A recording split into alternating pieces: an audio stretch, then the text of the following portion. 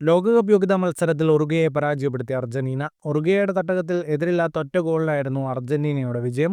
Thiago അൽമാഡയാണ് അർജന്റീനയുടെ വിജയ goal നേടിയത്.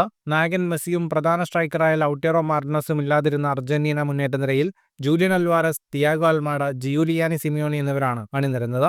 ഏറെ നേരം ഗോൾ രഹിതമായിരുന്ന മത്സരത്തിന്റെ 68-ാം മിനിറ്റിൽ അർജന്റീന ലീഡ് എടുത്തു. ജൂലിയൻ അൽവാരസിൽ നിന്ന് പന്ത് സ്വീകരിച്ച് ബോക്സിന് പുറത്തുനിന്ന് തൊടുത്ത ഗംഭീര ഷോട്ടിലൂടെ അൽമാഡ ലക്ഷ്യം കാണുകയായിരുന്നു.